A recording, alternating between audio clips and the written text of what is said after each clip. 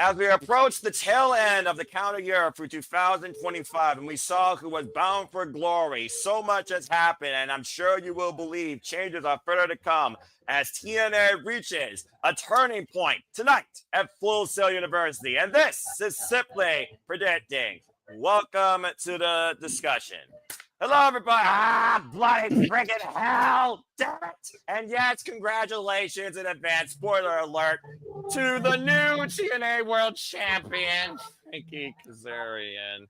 Had to get Noah right out the jump.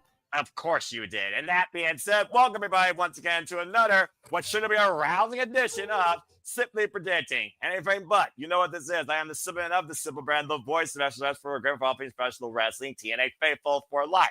Damn it. And my name is Noel Foster, and with me this time are a fantastic four. I have the renegade of wrestling, JJ Williams, living embodiment of Frank Kazarian and Christmas spirit. One half of Dominguez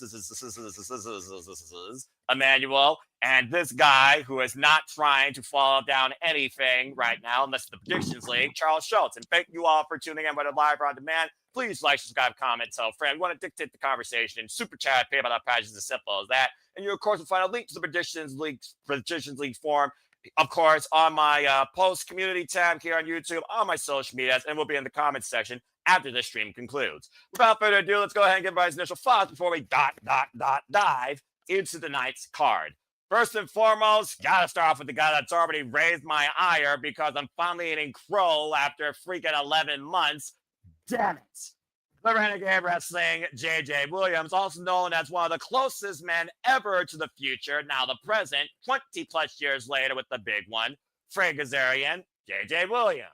As if I have to ask, JJ, how are you? But also how you feeling about Turning Point and your friend finally achieving the accomplishment in TNA Wrestling. Damn it. It's the most wonderful time of the year. I'm right.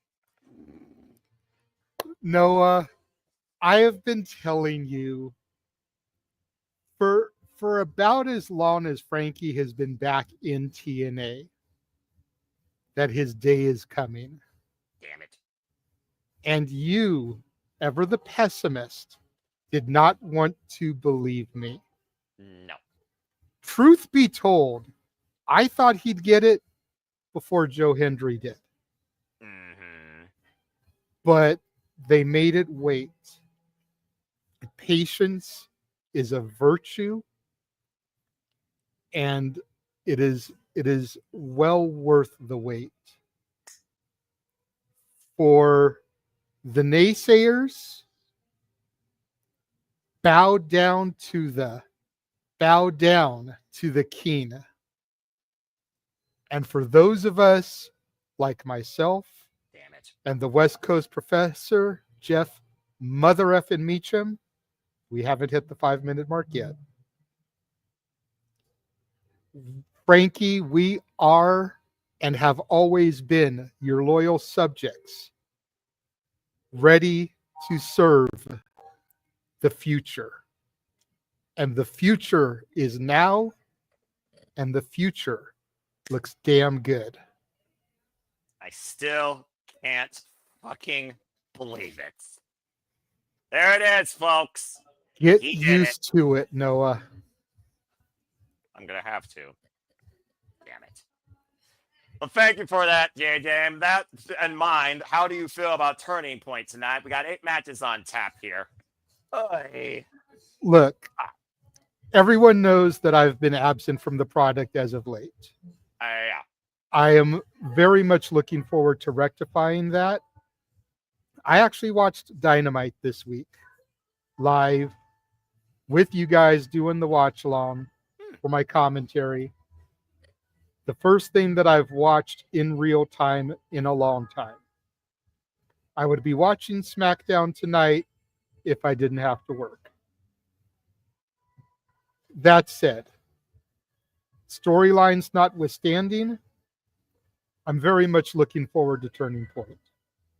I was already looking forward to it. And then the news broke yesterday, courtesy of Sean Ross Sapp, about Joe Hendry signing with WWE. He said his Say name. his name and he appears. I believe in Joe Hendry. Say his name and Sorry, his name enough. Yeah, continue. And then the news broke about Frankie winning the championship. What a freaking day.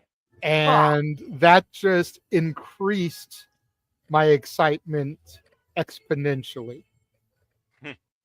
Think about this. Not only, Noah, has Frankie Kazarian finally achieved the top of the mountaintop, but he dethroned Santana on the 20th anniversary of the passing of Eddie Guerrero. Orderly. You want to talk about some heel heat? Woof. Unintentional? There you go, right there. About to say, it speaks for itself. It's freaking authentic, just homegrown heat. Dadgummit. And I was wearing my Filthy Animals shirt last night when me and Datilla talked about the Turning Point in honor of Eddie. So, God rest his soul. Well, thank you for that, JJ. Again, congratulations to your boy. And also, thank you for that heads up. And again, folks, I apologize for last night. I was not feeling well. I had a sinus headache since literally yesterday morning. Been asleep for the last 12 hours. But I'll be damned if I don't see the predict professional wrestling event for you that we cover here in the Super Reliable Studios, being your reliable, open-minded source towards all things wrestling. Shout out to DW fam. Thank you for that, JJ. All right, let's go ahead and get the other panelists' thoughts. First and foremost, one half of course, one of the MVPs of the Super Studios family, the Dominguez. Emmanuel, how are you and how you feel about TNA Turning Point? Been a moment. Yeah, it's been a moment. Feeling excited. Like it's like it got me intrigued now. Like last week was like a filler episode. I was kind of disappointed on that. I feel like if you had no matches, fill out the 2 hours before I even had the episode. Like it made no sense for me. It's just like we'll be back in 2 weeks and that'll be fine. Like We'll be right back, like I do when I lose all control. Continue. Yeah. So yeah, but what happened last night? It was crazy. When I was waiting for you, like I saw JJ online, I was like, I messaged him right away, going, "Did you see what just happened in TNA?" And he told me yes, and like not the mention of NXT happening. That's what happened next. Afterwards, I thought NXT is going to interrupt Frankie for cashing in, but that didn't happen. And once they're bellowing, like I kind of figured that Santana's going to lose the title, which is which is sad. Like because I texted earlier, he was even surprised that his title ring was so short. So it makes us wonder if he's going to be a surprise entrant in the Raw or SmackDown, or what's going to happen? Why the sudden decision, why to give it to Frankie? But it is what it is. It's going to be intriguing how they go with the storyline. Yeah, I'm about to say, and again, with the fact that Turning Point is the first show just after Bound for Glory, to your point, this is the first time we're getting actual after pay-per-view activity in full from what felt like a indefinite hiatus as they approach their final TNA Plus special of the year, final resolution, and honestly, it might be the final resolution before we start calling TNA a similarity in WWE versus the alternative that at first was meant to be. It's a very scary future I might be premonitioning, but again, I might just be going way too far off the tangent. Then again, we just saw the freaking rejects of NXT take the title away from Mike Santana. Kaz been involved in NXT. Almost feels like an inside job. Even though it started off with freaking Ava Rain and Santina Marella, everything's mutual, fine. Our partnership, everything's fine. Everything's fine. That conspiracy theory aside, I'm going to leave that all to the wayside. But thank you for that, Emmanuel. And certainly last but not least, Charles Schultz, it's good to have you on the audio once again for Simply Predicting. How you feeling about TNA Turning Point, my friend? Been a moment. I'm feeling good. I just hope questioning 4 weeks, but But hey, well, I guess we gotta accept the fact Trick Williams had a longer world title run than Mike Santana. I mean, again, he got Josh Alexander, just not on the same night. But to JJ's point, Josh did eventually win the title back. So again, I will trust the process and see what happens.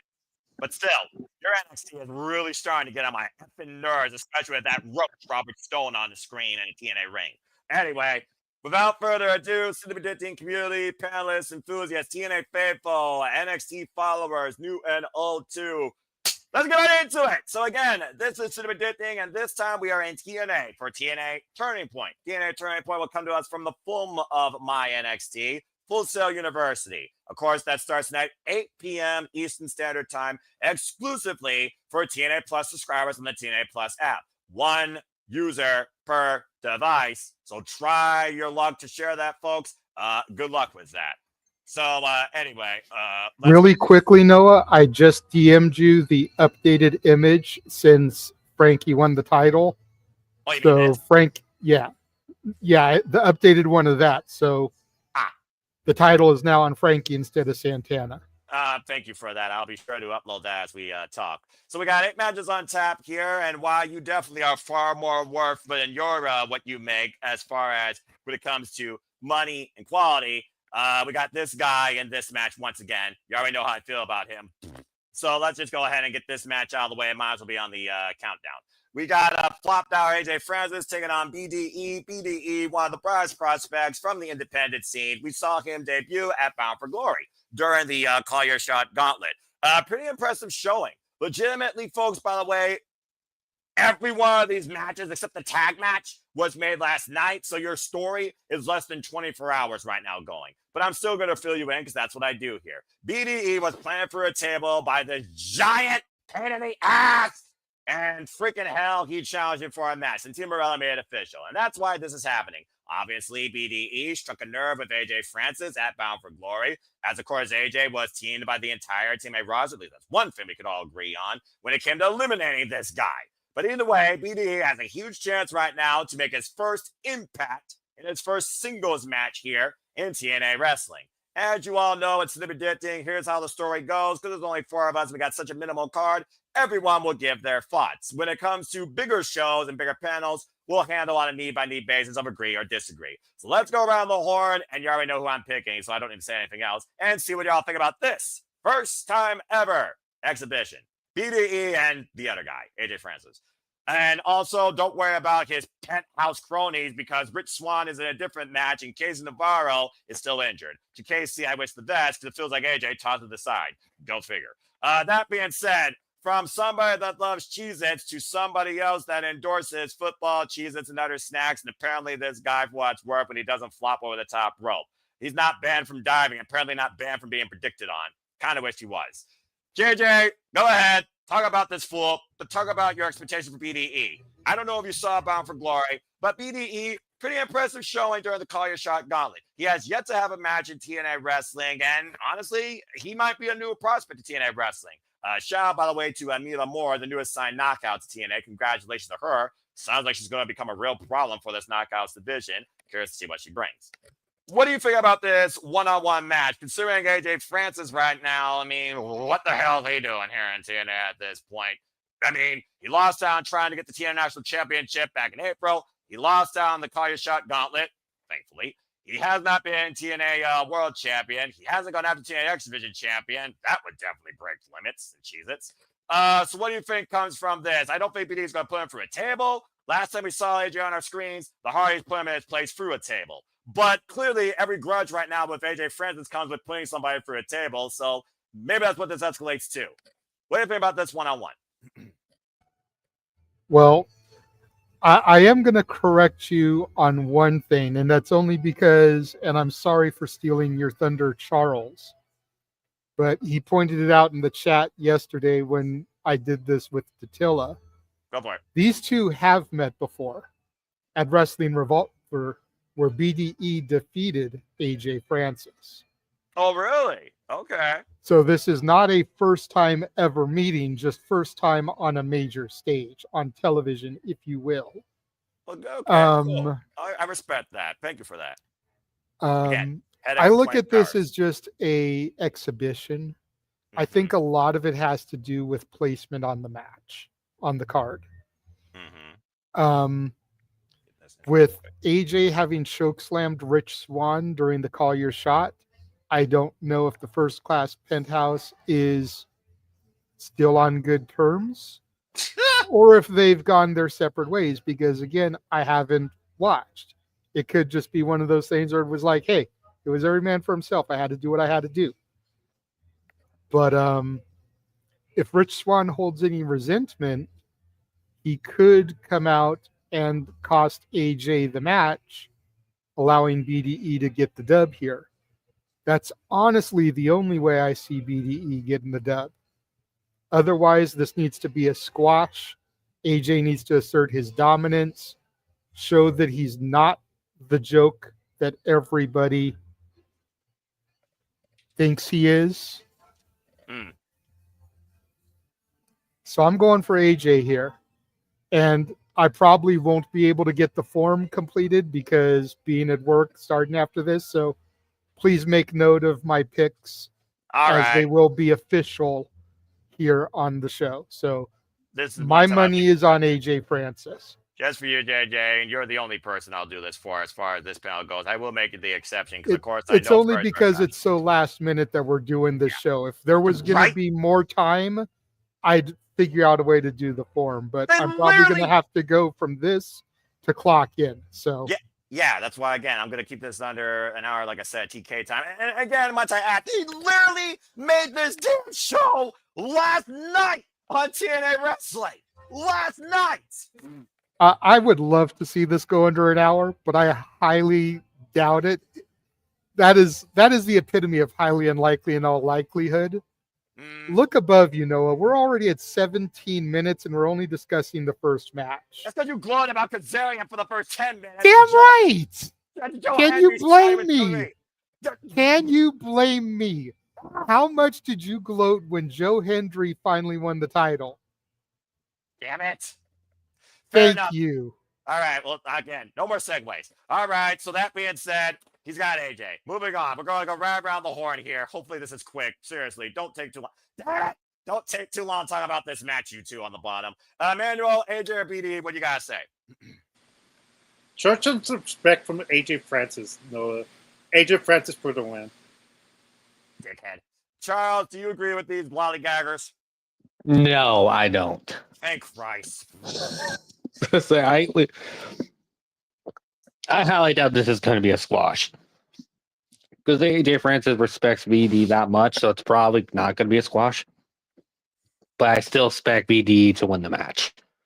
Yeah, nothing else. You could just make the guy literally flop over the top rope and trip over a wire and win via count. At the end of the day, if AJ is the opposable force that you can't beat, and you try and outsmart him in TNA, outsmart this giant buffoon. As far as I'm concerned, BDE wins via count out. Shout out to the 14 of you that's putting your predictions so far, including Unlimited 2, members of Tino DQ, The Rocket, David Diaz, Manuel, I see yours right here, Dwayne Agason, Jeff Chadwick, Walter, Jerry Collin, Darren Cass, Dave Scheffler, who just joined the TNA League, and Charlene, amongst others. As far as this is concerned, this is a match, and people are split down the middle, 50-50. It's 7-7 right now. AJ, BDE, there is no mutual favorite. But as far as I'm concerned, if BDE don't win, why'd you win to TNA?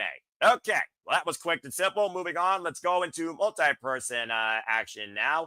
I hate this new layout, by the way, of StreamYard. I thought I hate freaking streaming services and television. I think StreamYard here might become a new hatred for me if it's not careful. But I don't hate necessarily this trios match. Cedric Alexander and the Hardys go up against Mustafa Ali and the Great Khans, of course, of the Order of 4. This all stems off the fact last night that Cedric Alexander was able to get the win over one of the Great Khans, despite Mustafa Ali's interference. Ali, of course, who beat Cedric Alexander back at Slammiversary to re-catapult his confidence. And, of course, the Hardys are still the TNA Tag Team Champions and have already been called out by the Great Khans, who likely want to challenge them for these tag team titles. Bottom line, though, it's the Order 4 trying to be put into their place, as the Hardys respect Alexander, and the Order 4 does respect anybody else. So battle lines have been drawn in this 6-man tag team match. So could this lead to the Great Khans challenging the Hardys for the tag team championships? Or once again in our lead, do you not trust? Then again, I wouldn't be surprised if Agent Zero gets involved here. And do you think that Mustafa Ali and the Great Hands catapult their way towards championship glory? Let's go around the horn and get y'all's thoughts towards this. Charles, I will start with you. Cedric and the Hardys or the Order 4? Who you got winning this trios match? Yeah, I'm going with the Order 4. But Cedric's the one getting pinned in this.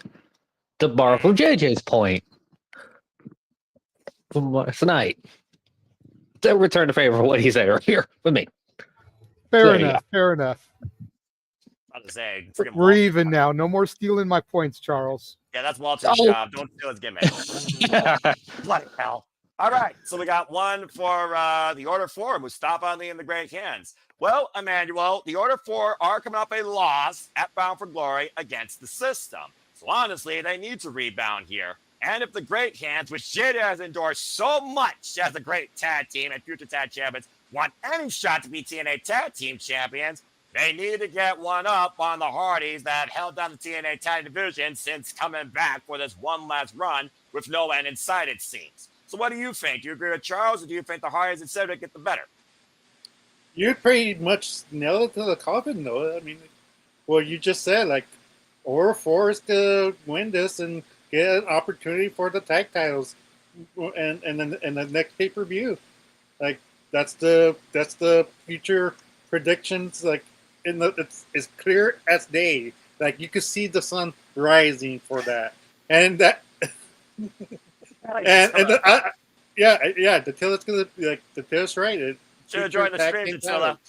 Should have joined the stream. We'll love your thoughts. And apparently, Datilla's also glad Jay is endorsing the Great Hands. Always felt they were underrated. So she's at work, so she can't join the stream. That's fair. Respect. And shout out to my friend, Raiders of Wrestling. Datilla, you and I will talk later. Stay tuned, folks. She will be my next guest on a simple session. No love for life. And again, prayers are our passions. Focus on your job. All right, Mighty Power Ranger, from one Ranger to another. And so far, we got 2 for the Order 4. Could it be 3? Technically 4? Let's find out. Do I really need to ask, though? Yeah. So here's the Great Hands trying to take a chance against the Hardys, who are the tag team champions in TNA. How ironic. And against Mustafa Ali, of all people, who has a pinfall win over Cedric Alexander. So again, the System has proven that they are the faction to trust, and they are the faction in TNA wrestling. But this could be a new direction for the Order 4, despite the fact that only 3 of them right now are involved. But you know Tasha Steelz is not going to be too far away, or Agent Zero. So do I even need to ask, do you agree with Charles, Emmanuel, and Datilla? Order 4 hires a Cedric. Make it official. Of course I agree. Charles admitted to stealing my thunder and my point. You know, me and Datilla were going back and forth last night, and I completely co-signed with her. The Great Hands are positioned to be the next tag team champions, to be the ones to dethrone the Hardys. If it's not them, the only other team I will accept is Sinner and Saint. That's the only other team I will accept.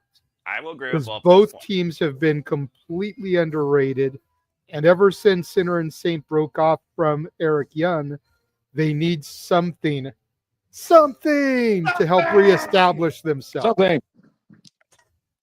But I think Datilla's onto something. I think it's going to be the Great Hands, and like Charles said, just repeating what I said. So I'm gonna repeat what I said. Cedric's here to take the dub.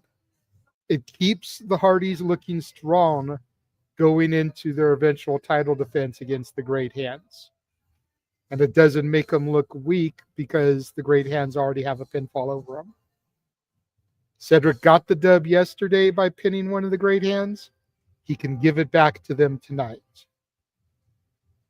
And as I am the simple man, simply put, for the first time in a long time, ladies and gentlemen, it's unanimous. I agree. The Order 4 are going to win. You got to set up new challengers right now for the Hardys. They've beaten every current team and Nostalgia Act across NXT and TNA. At this point, the Hardys no longer need the TNA Tag Team Championships. They've done their due course. If we're going to reset TNA as we approach a final resolution, and this show is supposed to be called Turning Point, make the show's name mean something actually for the future of TNA wrestling, for me as TNA faithful. And I do think that the Great Hands and Sinner and Saint are huge candidates to potentially lead this tag team division or lack thereof. Let's be honest, outside those two teams, who the hell else do we got? Don't say the Nemesis. So I agree. I think the Order 4 win, and I think Mustafa Ali pins Cedric to boost the freaking Great Hands to challenge for the tag team championships. Whether Tasha Steelz or Agent Zero get involved, or Mara Sade or Leon Slater, who of course is heavily endorsed by the Hardys, whole different conversation. But for once, I do agree the Order 4 pick a victory. I also go with the Order 4. And according to the predictions so far, and shout out to the person that just submitted them, by the way, it looks like they're changing as we speak. Maybe they're actually listening to us. It is actually in favor of opposite of us. They're going with Hardys instead of Alexander. Again, I understand where people are coming from. It's the Hardys. They can't lose. Center's being endorsed by the Hardys. The match was just made last night. I get it.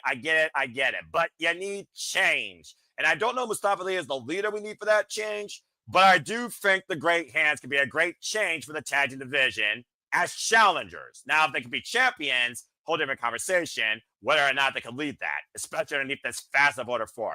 But I think that, honestly, if the Great Hands and Ali don't win, Order 4 might as well disband.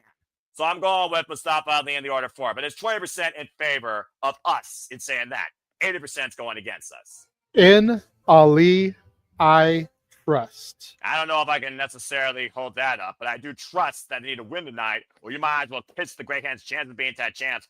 Bye-bye. All right. Well, that was nice and simple. Good job, everybody. Let's go ahead and move on to our... Yes, Amanda, I do see your hand up. What you got to say real quick? If only WWE gave Retribution this kind of love, then it'll be in the better hands. But you screw up, WWE. Great job, TNA. We're building a better faction than that. About to say, If WWE had given Retribution this kind of love, they would have been in great hands. Waka waka. and from Get out that 10, being JJ. said- damn it, JJ, you fucking muppet. And with that being said, from talking about the one thing I hate more than anything else outside House of Torture in professional wrestling to somebody I endorse more than most people in professional wrestling, let's talk about the X Division Championship. Because we just talked about the Hardys, let's talk about their boy. As Leon Slater defends the gold against, can you handle this? Rich Swann. It is the TNA X Division Championship match as once again we find the youngest in charge, Leon Slater, defending the gold against an OG X Division champion, Rich Swann. And again, simply put, folks, this match was literally made last night after, of course, we had this kerfuffle with BDE, Leon Slater, and, of course, that penthouse nonsense. As, of course, the youngest X Division champion in history right now is continuing to forge his own legacy. After an altercation with First Class and BDE, Slater vows to teach Rich Swann a lesson in respect. And I pray that he does, because we already know right now, Lord knows someone needs to humble anybody that tries to team up alongside AJ Francis. So, straight up, X Division Championship match. And might I add, this is prior to what JJ is trying to call the last thing that needs to happen in this NXT-TNA partnership that still right now has drove my blood pressure a number of points that it shouldn't. Regardless of the result of this match, Leon Slater and freaking Javon Evans are challenging Retribution for the NXT Tag Team Championships during NXT Gold Rush over the next 2 weeks. So keep that in mind as well. Let's go ahead and get y'all's fosters to see if there's a new face of the TNA X Division. Let's start with Emmanuel this time. Emmanuel, do you see Rich Swann having a chance in hell to beat Leon Slater for the X Division Championship in this day and era? Go ahead. The answer is no. Good man. And yeah, like Leo Slater needs a long-term run for this with this title, like until they have a credible challenger. But until then, keep laying him up and beating him, and hopefully you build up this young man to the TNA World Championship one day. All right, fair point.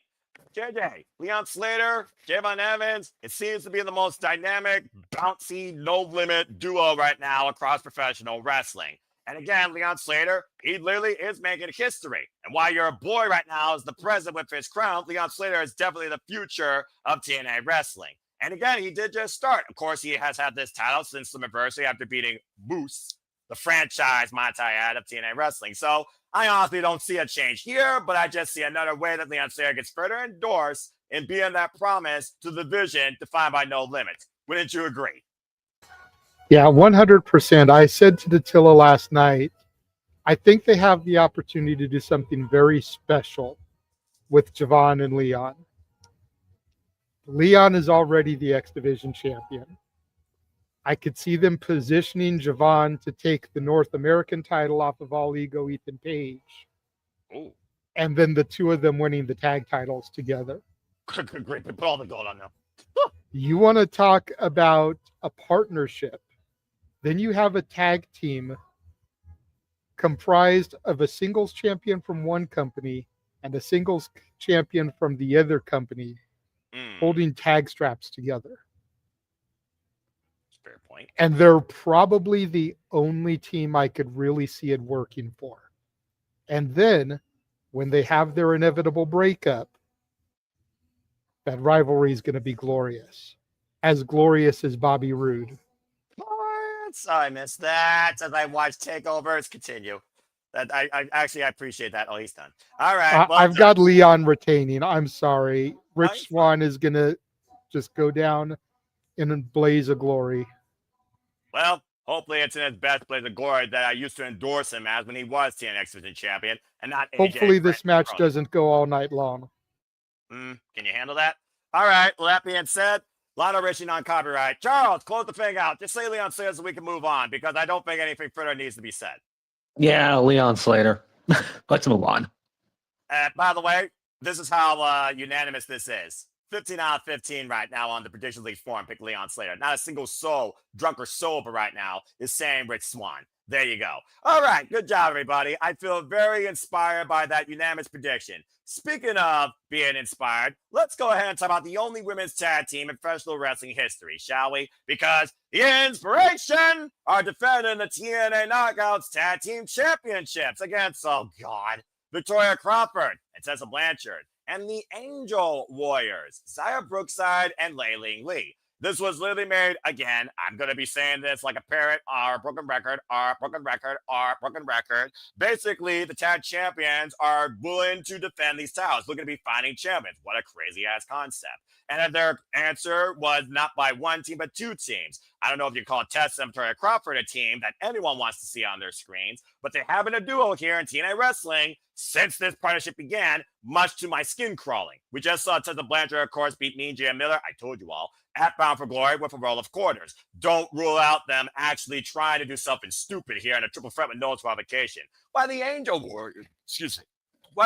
Warriors are the newest tag team on the scene in TNA Wrestling in Xia Brookside and Lei Ling Lee, who just signed with the company. And they've already come to blows backstage. So all hell's about to break loose with these 5 Vixens and somebody that should not be right now in a TNA ring, but that's a whole different conversation. So bottom line, it's a triple threat for the TNA Knockouts World Tag Team Champions. So let's see if anybody believes we're going to have new tag team champs. And if you all are going to really raise my ire, because I'm just going to start this off and say, I will be damned if the fucking Inspiration, who are the only legitimate tag team in professional wrestling, damn it, lose the cornerstones of the freaking TNA Knockouts tag team division. No way in hell I'm going against these two. Dattila, you're already in my freaking bad shadow. So that being said, I'm starting by saying that Jessica McKay and Cassie Lee do retain. I want to see them go on Angel Warriors one-on-one. Again, you know my rules about triple threats.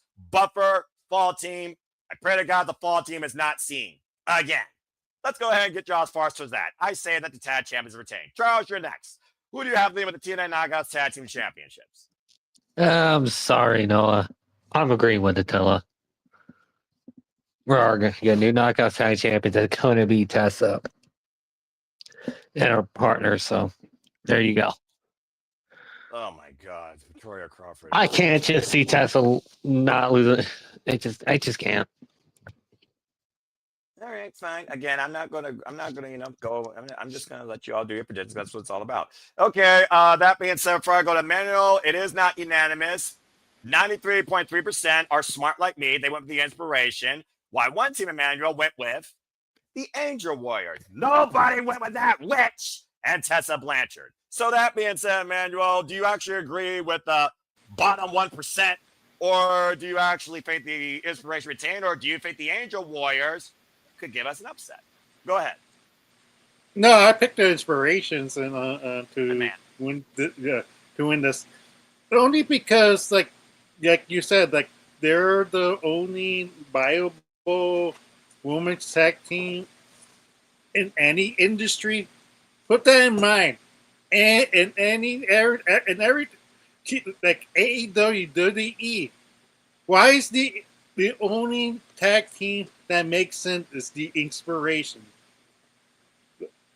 It's like we need to have more girls tag team instead of being broken up and setting them up for the IC Women's World Title, TNA World Title, TNT title. Like, just keep them. Like it's okay to have tag teams. Stop breaking teams up for no good reason. When I'm talking about every company, stop doing it.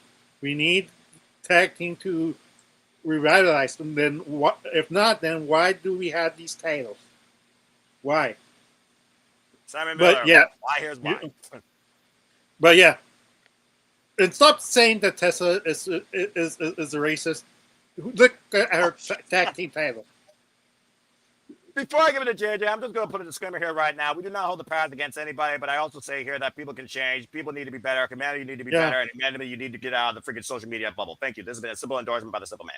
That being said, hello, JJ. So we got one Inspiration, one Tessa Victoria Crawford, one in the poll for the Angel Warriors. So this should be very unique. I will also say this when it comes to Tessa Blanchard's TNA returning calendar year. You're right. She did win a singles match. She's lost on the TNA Knockouts World Championship. Here's the thing. Hi, Jeff. Do we really need Tessa to be a champion again in TNA wrestling? Talking about turning the page from her past. Call it what you will. And yeah, she is still very obnoxious, and you can still call her what she is if you hold the past against her. And that is entirely up to you. But I'm a simple man that believes in living in the present and moving forward. There's a reason why I took a mental break to remind myself about that after what your Retribution did to my Championship match in Bound for Glory. Still hate your NXT for that. But that being said, Tessa and her. No! I just don't know. But that's a whole different conversation in itself. I want to see fresh talent actually get a chance at this. Hell, I better see Fatal Influence actually get a chance at this. And the original two ain't even in there anymore, and found Henley's injured. So that being said, that's the only positive endorsement I'll give your NXT. You get one, brother. JJ, what do you think? Who you got leaving at the TNA Knockouts, Tag Champions in this triple threat? What's the future of two of these teams and this other duo? Maybe me and Gia may like some revenge. I would love to see Gia just clock Tessa or Crawford with quarters and cost them the titles. Just saying. But maybe that's a little bit vengeful and spiteful and dark. I don't give a fuck. Who you got leaving at the TNA Knockouts Tag Championships? Go ahead.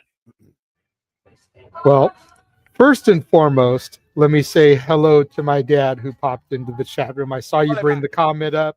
Yep. But I just had to address him. Always Good to see appreciate it. you in the chat, Pop. We're going for winners. Yep.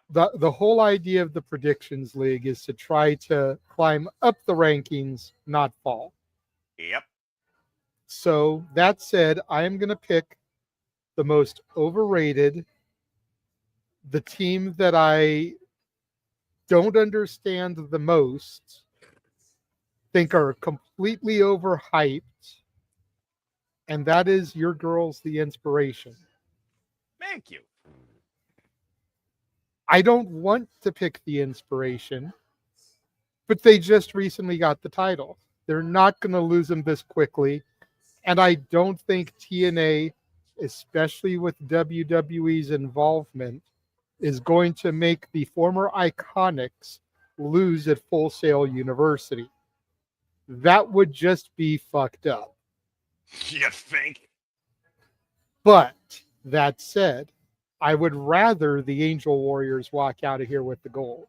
It'd be an interesting surprise for me, honestly. I will say that. I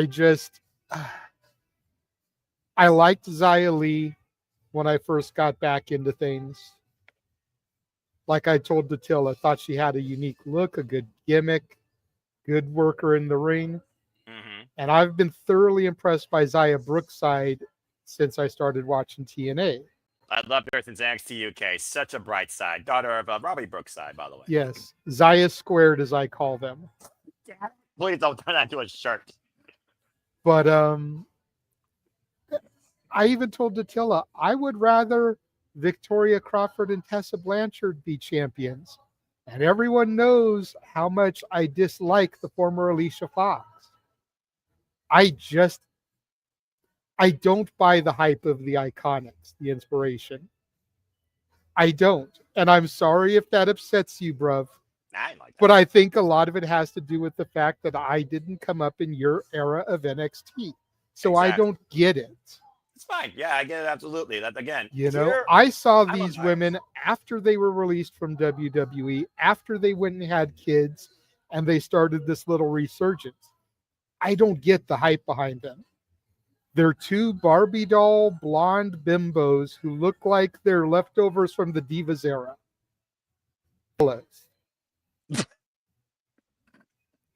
Seriously. Datilla was trying to throw me off of the stream last night.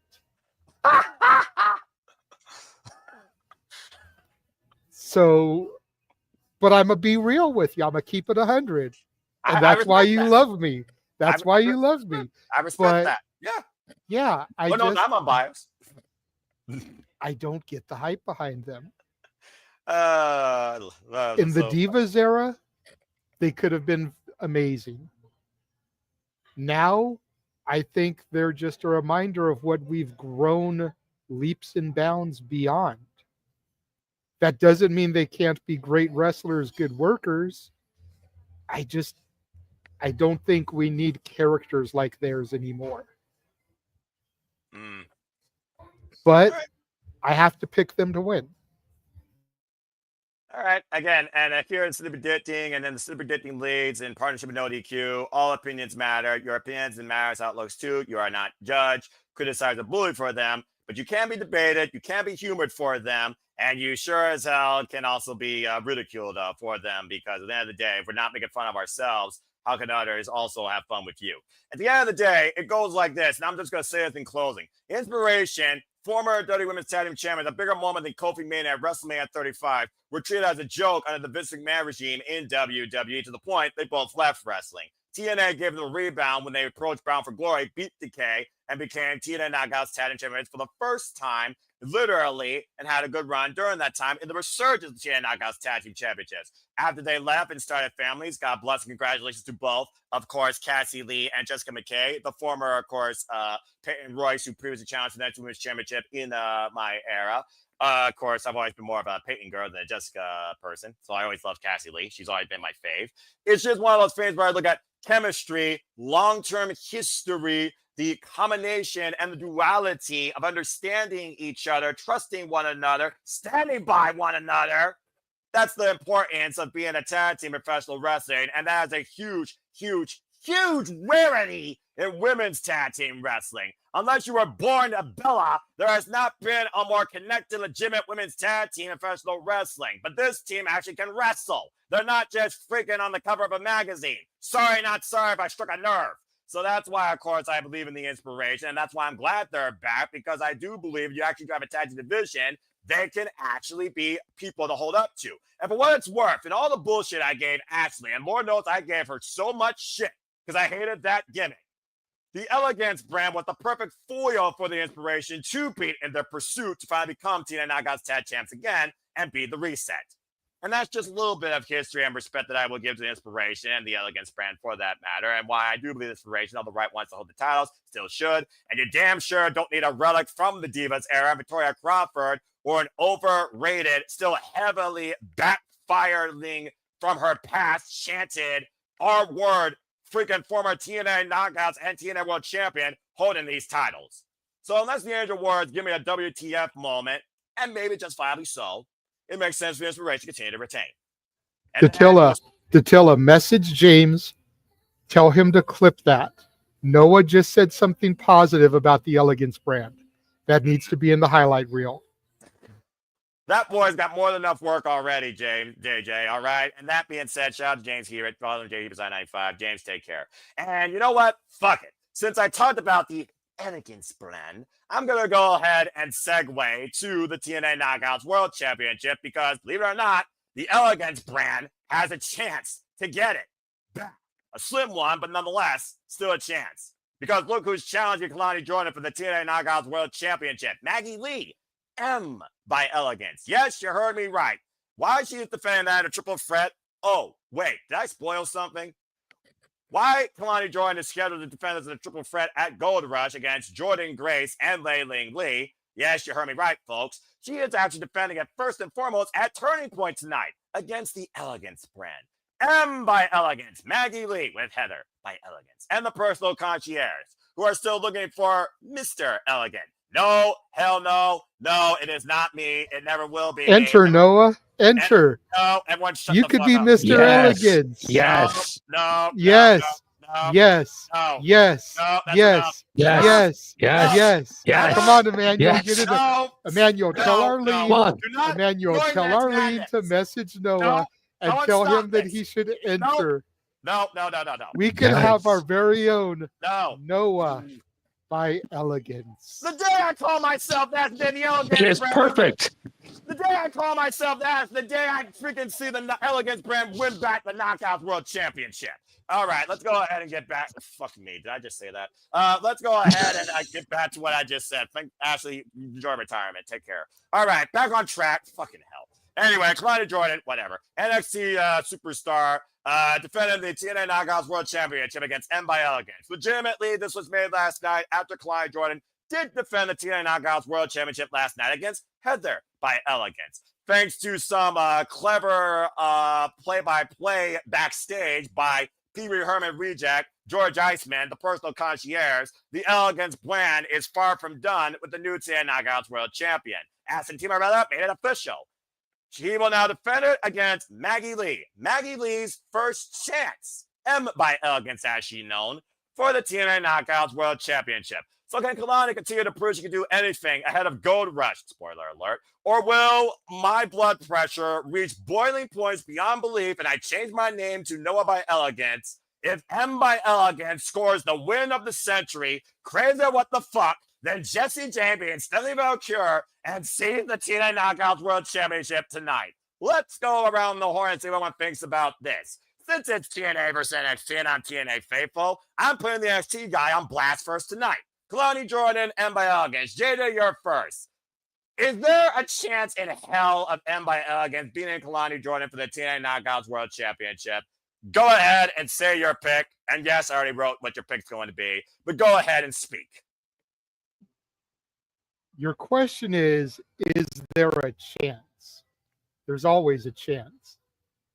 In football, they say any given Sunday, all it takes is 3 seconds. You know, D3, the Mighty Ducks, how long does it take to score a goal? Less than half a second. There's always the chance. Is it going to happen? There's a better chance of Noah becoming Noah by Elegance than there is Maggie Lee winning the championship tonight. I think that is 100%. This match is a showcase for Maggie Lee. Exactly what I said to Dattila last night. Good grief. We have to remember that Maggie Lee is still young in her career as well. Absolutely. Kalani, still young in her career. Granted, I think Kalani now has slightly more experience than Maggie, but probably not by much. Kalani has been performing as a high standard champion, you know, in NXT and now TNA Knockouts champion. Definitely given that ball to run with. Kalani, much like her man, Carmelo Hayes, has the innate ability to bring the best out of who they work with. Kalani is going to make Maggie Lee look good. It's just not going to be M by Elegance's night. I told Dattila I would be more worried if it was Heather, but it's not. It's Maggie. The only possibility, And I go back to what I said earlier regarding AJ and Rich Swann. Ashley may be retired, but that doesn't mean that she can't get involved. She just can't compete. How poetic would it be for Ashley to help bring the title back to the Elegance brand, considering she had to surrender it, which is how Kelani ended up with it in the first place. Still debating whether or not that should have But my happened. money, my official pick is Kelani Jordan.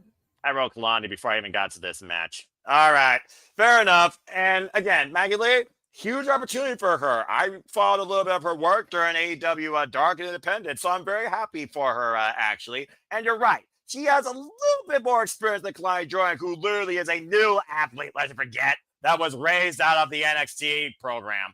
And for Kalani Jordan's credit, hopefully she's more worthwhile than Trick Williams. That being said, okay, Kalani Jordan to retain, and I will also say, I agree, because again, spoiler alert, he's already booked for Gold Rush to defend against Layla Lee and Jordan Grace. Let's just be honest here. They kind of booked themselves to a corner unless you've been living under a rock. Not to mention, Who's to Heather say had her they chance can't last turn night. it into a fatal four-way, though? I won't rule that out, but I don't see that happening. I mean, this is WWE booking. They could always make it a fatal four-way, put the belt right back on Kelani at Gold Rush. It's not out of the realm of possibility.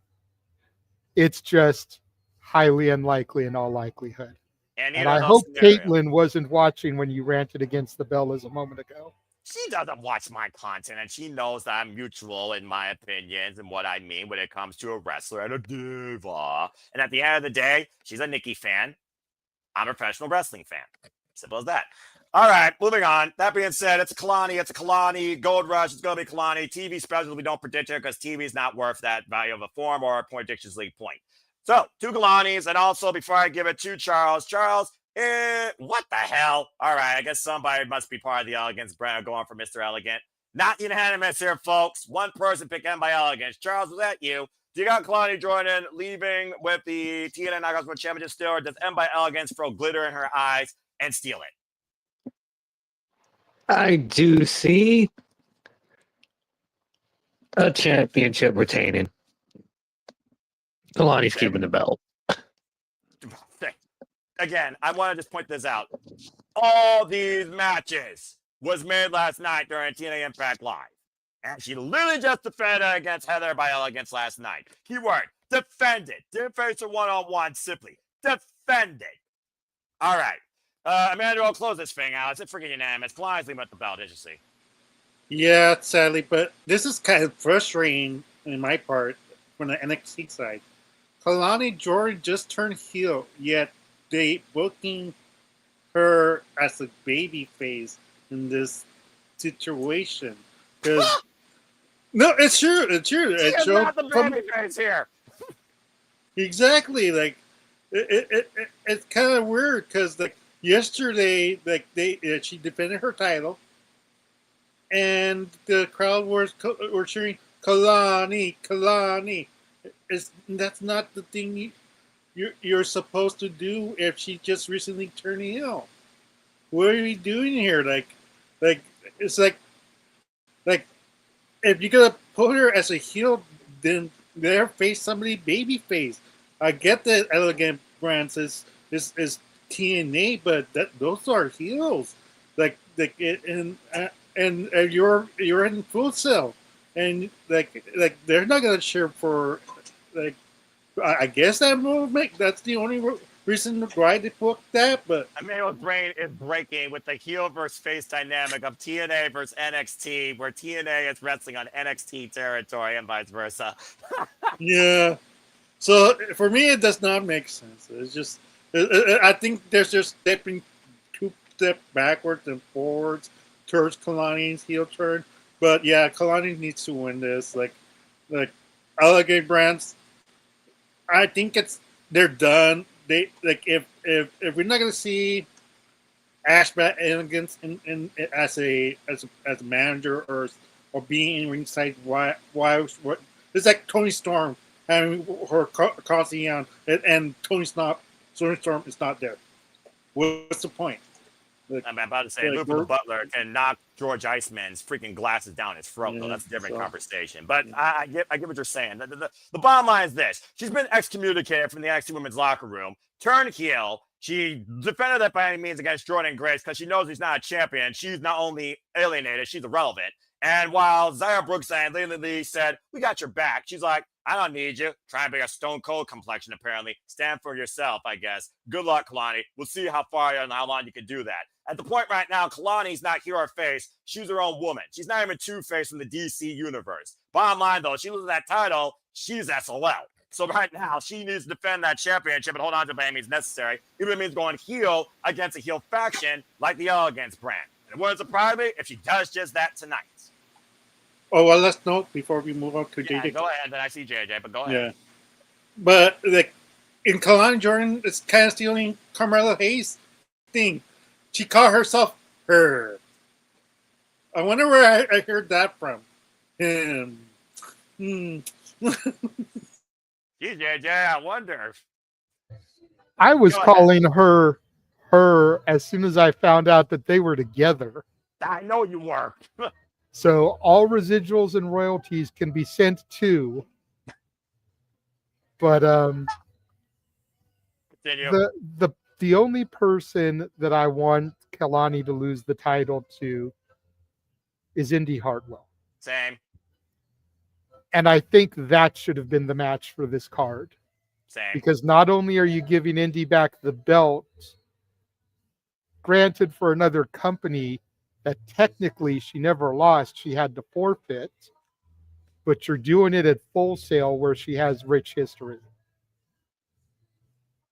Yeah, again, I don't know. TNA Turning Point, definition of the name of the show. Yeah, I don't know which turn this is. Albuquerque, the right lane, the left lane, the right way, the wrong way, the Johnny Gargano way. You tell me. But since you did Indy Hartwell and we all unanimous with Kalani Jordan, let's talk about Indy, shall we? Because you want to talk about somebody that definitely don't quit. The Heart don't quit. Indy Hartwell is not going to quit till she breaks Dana Luna. Because guess what? We got a no disqualification match. The Knockouts are going to be taking center stage tonight at Turning Point, and more so I care about them more than anybody else. So let's go ahead and talk about more knockouts, shall we? Indy Hartwell is finally going one-on-one against Danny Luna. Well, technically one-on-one again. After Indy Hartwell snapped last night against Danny Luna. Can't say I don't blame her. Since Danny Luna basically turned her back on Jody Fred and Indy Hartwell, going to business for herself and beating her former Spitfire partner 2 weeks ago on Impact Wrestling, Indy and Danny had a one-on-one match last night, but it all went to chaos after a chair was brought into play and Indy decided to get some long sought-after revenge, getting disqualified, but beating the crap out of Danny Luna with a steel chair. So she decided that she may have lost the bout last night. That won't be the case tonight because now I'm going to kick your ass in a no disqualification match. We've been talking for a bit about Indy Hartwell becoming the new TNA Knockouts World Champion and to follow Danny Luna becoming TNA Knockouts World Champion since this new turn of attitude. In my opinion, both these women right now are worthy of holding the Knockouts title more than Kalani. And maybe that's because I'm biased because I'm TNA faithful and I want to see actually one of these two hold the title. But nonetheless, it's not about the championship with these two. It's about revenge, proving a point, and making one step closer. And again, Indy Hartwell had her chance at Bound for Glory in a very meh match where she lost against Kalani Jordan. And I thought it should have been her night that night. That cost me a point. Nonetheless, Danny Luna, Indy Hartwell, both women with one thing in mind, hurt each other, then go after the Knockouts title. So we reach a turning point with both these women's careers tonight at Turning Point when we cover Cibolo Studios. Let's go around the horn and see what you think. Emmanuel, I will start with you. Who breaks the other? The Heart Won't Quit or Danny Luna, the strength of subculture? Who you got winning this no disqualification match? Their second one-on-one encounter, might I add, since being part of TNA Wrestling.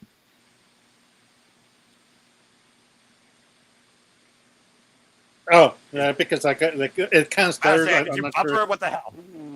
Yeah, it buffered. That's why I didn't say nothing. Like I was like, fine. Like the internet, but yeah, I kind of concerned about this match, Noah, because I went with Indy Hartwell, but then I started to think about it. Does Joy Dredd accidentally hit Indy to cost her the match, and that's how she how she went. That's how she wins. Like it's kind of concerned now that my mind just crept. just crept in that thought that maybe we could have a triple threat with these three ladies or just threat, join alliance, and then Spitfire becomes a heel tag team title jeez. combination. But yeah, that's a different story. But yeah, so I'm kind of torn with this match, but I pick Indy to win this. Hopefully, I'm wrong with this prediction and what I just pitched out, but that's my only concern, that it will cost me a point if that actually happens. There is another name I'm thinking about though here, but it really goes to show: are we going to keep spinning in the circle, or are we actually going to move forward? And that's why I don't want to bring it up. And I fear someone else might. I just really want to see these two beat the crap out of each other and the winner move forward. Because I don't know how long I need to see Indy and Danny at each other's throats without the TNA Knockouts World Championship in the middle of that equation. So that's my thought. But that being said, Bodyman's going with Indy. You're going with Indy. JJ, a majority are going with Indy. 13 of the 16 right now, but 3 people did go with Danny. Again, Danny Luna, she just went through this character change literally during the summer. And to Manuel's point, we've already seen a triple threat with Jody Fret, Danny Luna, and Indy Hartwell. That's what led Indy Hartwell to challenge for the TNA Knockouts World Championship at Bound for Glory. Danny Luna has yet to have a chance at the TNA Knockouts World Championship, period. So what do you think here? Who you got? Like I told Attila last night, my heart wants Danny Luna. But if I'm betting on Indy Hartwell. I think Danny could benefit more from the victory, especially as you pointed out, she just had this change of character over the summer. She needs something to propel her forward. But I think all roads lead to Indy becoming champion at Final Resolution. So in order to get there, she has to beat Danny. And then you can play up the fact that Danny hasn't been able to beat Indy, and Danny can be the one to finally dethrone Indy. I'm torn because I don't know if I want that moment to happen at Final Resolution or at Genesis, like when freaking Joe Hendry won the TNA World Championship. Because when Joe Hendry won the TNA World Championship, I believe in Joe Hendry. Damn it! I didn't do it because we already did the gimmick. I didn't expect it to be done again. Bloody hell. Well, I mean, there's a better chance of freaking him and Thea winning gold together than him having the TNA World Championship again, considering he's officially in WWE. All right. Well, that being said, this is one of those matches that does have me scratching my head, despite the fact it was made official literally again last night. It's literally a rematch from last night with no disqualification stipulation. It's the no disqualification that just irks me, because does anything get resolved in a no disqualification match, or does it just escalate? That's another thing you gotta consider. And you're talking about Final Resolution being in the crowning's moment. What if Final Resolution is the final time these two face each other to finally move on to that pursuit at Genesis? It just feels like to me that if Indy's gonna have a moment, it should be at a grand stage in TNA wrestling, not, okay, here's a show. All right. And Genesis literally is a new beginning. It's the beginning of TNA wrestling's new calendar year. I'm just saying. But again, different conversation. But right now, I'm just going to say, begrudgingly, I'm going to agree with both of you, while you're also kerfuffled, but I did write down Indy for you, and I'm going to say officially Indy Hartwell for the win for me. Let's see if Charles agrees with all of us. Is he unanimous, or is he going to be odd one out? Charles, what do you think? I ain't going to be the odd one out. I ain't that crazy. And also, I've said this point I expect Genesis to where Indy's going to get the Knockouts title.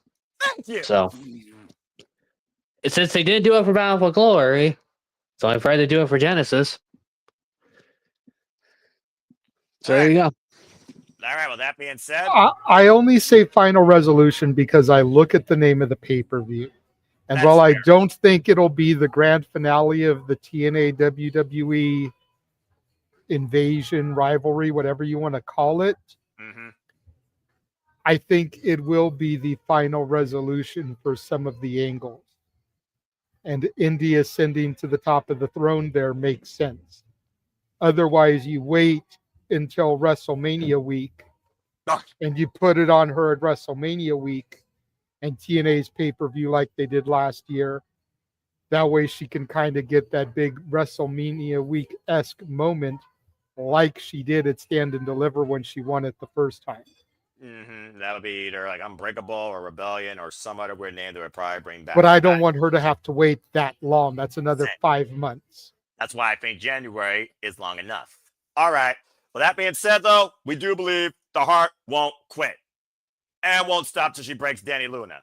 And this should be a hell of a fight. This is actually one of the matches I'm most looking forward to tonight. So, kick ass in there, Danny. All right. Danny Hartwell for the win, though.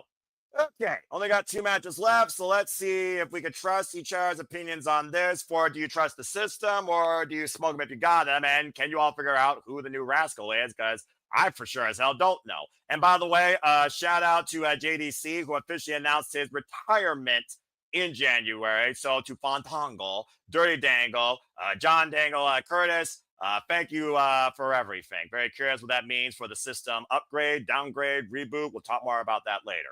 Let's go ahead and talk about this 8-man tag team match. The Rascals, Zachary Wentz, Trey Miguel, and Myron Reed. God, Myron Reed and Leon Slater was so fucking good. And they take on the system with TNA Wrestling. Botch, not personal concierge. That's Alicia Edwards. Put some damn respect on that woman that took the harshest bump at Bound for Glory. The ride or die partner of Eddie Edwards, who literally built the system in the first place. I still can't believe that's the case, by the way. I completely didn't think that was right. But nonetheless, that's what things are. And of course, most professional wrestler Brian Myers. And as I said before, JDC. The system taking on the Rascals. And simply put, this kind of escalated from Open Fight Night when it was the system and the Rascals and another team, like Sinner and Sin, I believe. And of course, the system proved once again that they work. So basically, right now, he said that he will once again fight with his allies in the system, JDC, in an 8-man tag match at Turning Point. So looking at faction warfare, but successful and respected factions here. We have the system and we have the Rascals. But again, who joins the Rascals here? That is really the real question versus who you think's winning. So, JJ, I'm going to start with you. What do you think about this 8-man tag and who you think vacant is and which faction do you have winning? All right. This was definitely an interesting conversation last night. I bet. So I apologize to the 2 men in the bottom row who I know were in the chat room a little bit last night, especially Charles. Charles was there the whole show. I think Emmanuel just kind of came in towards the end. Great. You had your own podcast in the chat room. What the hell did I miss while I was knocked out? A lot. But so to a point Charles brought up yesterday, and I actually have an actual number now. November 11th, 2025. So 3 days ago, the former Wes Lee, Desmond Xavier, became a free agent. Oh. His 30-day non-compete expired. He has since retweeted the graphic for tonight's match and posted green hearts on his social media that Trey Miguel has retweeted.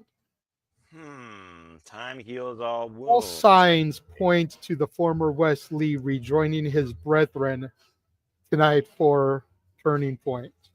It'd be a hell of a return, I will say that. My problem with this is that it was just earlier this year that Wes Lee turned heel on them and beat the shit out of Zach and Trey.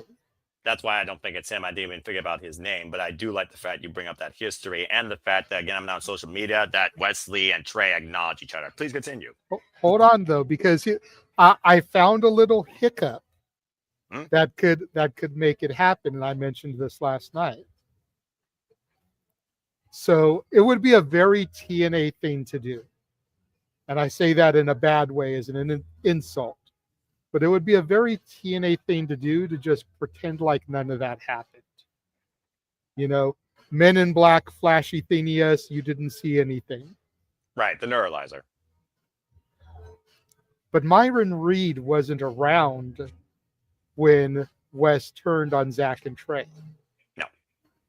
Myron Reed could be the storyline bridge that brings them back together. Myron could have contacted Desmond to be the fourth man, leading to hesitation when Desmond emerges. Because Zach and Trey's initial instinct will be to not trust him. Smoke him if you got him, but I don't think the treehouse is that smoky that they're going to forget what he did to them. But he could also play the whole thing, maybe almost play an amnesia angle. That was Wes Lee. I'm Desmond now type of gimmick. That was somebody else that attacked you. I'm back home now. The only other name that I thought would have made sense is teaming with the Hardy Boys. Cedric. Cedric is known for being in stables. Cedric is known for being in teams. Correct. He would have been the perfect fourth edition here. But he's already teaming with the Hardys. Yep. I don't think we're going to get an NXT crossover. I don't think it's going to be something like Javon Evans, even though he would definitely fit with the Rascal style. That I do agree with. But I think the safe bet is that Desmond Xavier comes back to the treehouse and realigns with his brethren. And if that happens, I've got the Rascals. Okay. Fair enough. Because as you know, I will never trust the system. Fair enough. Okay. And because of Wes's heel turn, who's to say that he can't bring a little bit of that edge to the Rascals? The system have become de facto baby faces. JDC was announcing his retirement last night, and the Rascals interrupted. Even without Wes, that's a very heelish thing to do. Yes. Wes could be, Desmond could be that catalyst for them to have a full-blown heel turn and be a little bit more serious of a faction. They did say last night they were honored. Usually when somebody humbles themselves to be in the ring with somebody, it does lead to maybe a change in personality, if not during the match, after the match, or later date to come. So I do see your point. Very interesting thoughts, though, all around considering Vacant, Rascals outlook, and this match. And regardless, your distrust of the system, I'm putting you down for the Rascals. Okay, so that being said, JJ has set a very unique ballot for the Rascals. But here's the thing, Charles. This is the most polarizing match of the night because it's almost 50-50. Less people trust the systems than they smoke with the Rascals, 8-9. 47% for the system, 52%, 53%, excuse me, for the Rascals. It is that damn close. And again, the X factor, again, who is with the Rascals and do you trust the system? And it seems like JJ, again, just had another thought that sparked before I give it to Charles. What you got to say again real quick? Look at the word that's written above that picture. Home. Desmond Xavier. Home. And Desmond Xavier, not Wes Lee. I rest my case, Your Honor. Go ahead, Charles. All right. The court now recognizes Charles Schultz. Please present your case and go ahead and say your prediction. Well, by that, it's already now obvious it's Desmond Xavier. It's now obvious. Unless he's swerving us. He has spent the last how many years, Noah, in the WWE system? If anything, he's learned how to work. True, but also, JJ, we're in Florida, Full Sail University. And go ahead, Charles. Noah's got you there, JJ, on that point. And regardless, If it's gonna be Desmond, the Rascals are winning this. It's and they're definitely more being full blown heels after the end of this match. All right, fair enough. I'm fucking torn. Let's get Emmanuel's thoughts first before I get my pick. Emmanuel, go ahead. We got 2 Rascals so far. And again, it is almost 50-50 across the ballot. So where do you stand in this? Again, JDC, yeah, he's about to retire. So where do you think he wants to end strong with his stablemates, as the System are also coming off that great win at Bound for Glory in Hardcore War? Do we just retract that momentum for the System as a faction with a loss to the Rascals here tonight? I don't know. Go ahead, man. I'll let your thoughts go ahead. Yeah, like once that match was confirmed, like there's one Rascal left to be filled. Automatically thought of Wesley, like because he's been let go, and it makes sense type of way. And that JJ made a great point, but does that mean that the system is going to take advantage of the mistrust of Wesley? Because they're not going to be liking that right away.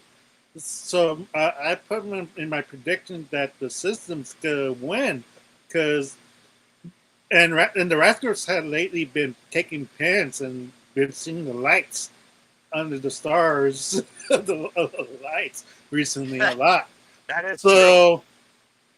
So for me, like, it makes sense for the system to win, and that way, slowly by slowly, like they either go heel or they start trusting Wesley again. Like, so that's my logic. Like it's not gonna be like a happy reunion right away. Like, because if it is, then it's one of those things like okay, that was very easy without inconvenience type of situation. This never happened. This never happened. This never happened. So I like the drama, and hopefully I'm right with this. So that's why I'm going with the system, and it would take a while for them to trust they will trust him again eventually.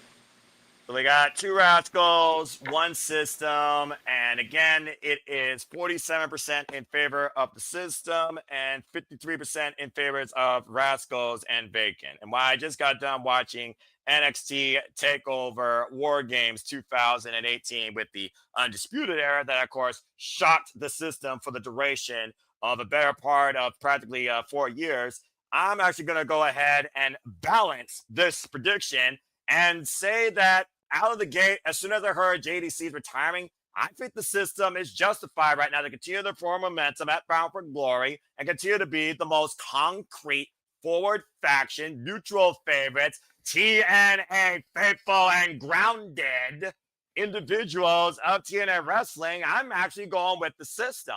Not only do I think right now this would just be a nice coup on the way for JDC to bid everybody a fine adieu, it's one of those things right now, looking at the last time the System was involved around this time of Power Resolution, they were pursuing the freaking TNA Tag Team Championships. It's also one of those things that I look at the fact right now that I look at Moose. I don't know what the future holds in store for him. Yeah, we got a new TNA World Champion out of the blue. And again, right now, I don't know what the future holds for Alicia Edwards. And I do think you continue the System's momentum since Bound for Glory. Again, we are coming off Bound for Glory almost a little bit a month later. I think it's been a month and 2 days. And I just don't think you reset that. I also don't think you forget the past. If Desmond Xavier does show up, it'd be cool. But you humble yourself. You regain that trust. You remind everybody who you once were, and you remind yourself who you are. Not necessarily in victory, but where you truly knew who you was in TNA wrestling, when the Rascals were a complete thing. So while I do think that will be a nice homecoming, I don't think a homecoming necessarily needs a victory, even at Full Sail University. So regardless, since Bound for Glory, I still trust the System. I'm going with the System here. All right. Well, that being said, man, I do see your hand before we get to our main event. Go ahead. You got to fart real quick.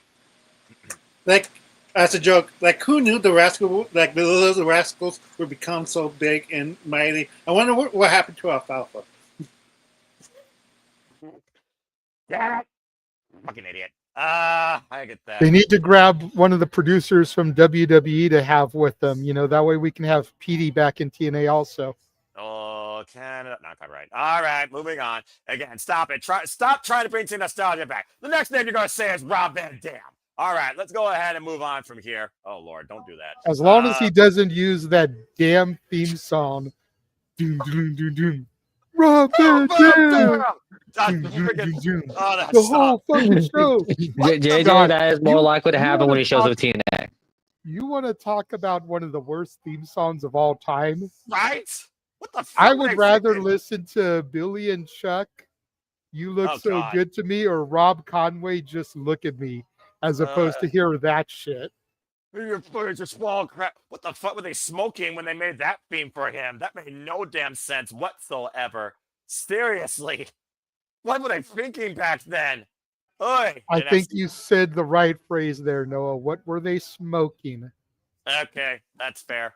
Well, that's Jim All right. Johnson on that one. That was on him. You know what? You're not wrong. Oy vey. All right. Well, that being said, we've had a lot of fun, a lot of talk, a lot of random chit chat, a lot of miscellaneous food for thought here, of course, as we get ready for TNA Turning Point. Again, folks, stay tuned. We'll be coming here in Cibola Studios. We'll be starting at 7 p.m. Eastern Standard Time, I believe, with our pre-show. As of course, they do have a countdown. Countdown will not be part of predictions because just like pre-shows, I don't do that for the segment integrity of the show because I think if it matters, it should be on the main card. Period. But I will go ahead and tell you right now, made official by TNA Wrestling, as we get ready for our main event, we do have a triple threat match on the countdown. It will be Vance Warner with Steph DeLander taking on the hometown man. How many cities is the hometown man from? Just saying. Taking on Jake Something in a triple threat match on the countdown for whatsoever reason to see if that might lead to something. And before I get into our main event, oh, God. Frank Azarian will have the King's speech tonight on the countdown to Turning Point as we segue into our main event tag team match. And JJ, I'll let you kick things off. I cannot wait to go back onto YouTube when I get home and listen to the proclamation of my king. Oh, I'm never going to get out of this, am I? Oh, no. Nope. Fuck me. Would you rather be stuck in this world, the Twilight Zone, or Wonderland? Frank Azarian's King's speech will be on tonight at the countdown to Turning Point, as he also will be involved in most likely the main event of Countdown. Fuck me! Of the friggin' show. Let's go ahead and talk about the main event tag team. How does that championship look on his shoulder, Noah? Can we address that, please? You just are going to keep on Go ahead, Noah. Tell the world how amazing that looks. Oh my God, I'm never gonna get out of this. Oh man, you're never gonna leave me alone about this until he loses that championship. JJ's gonna have the time of his life again. Here's a more close-up version. Just go ahead and describe the beauty of that 10 pounds of gold on his shoulder, Noah. That being said, the new TNA World Champion, freaking good. You fucking idiot. Oh, God. Oh, man. This is the biggest nightmare of my life in 2025. Okay. Oh, I gotta get myself together. All right. Again, congratulations. Let's go ahead and talk about this main event tag team match.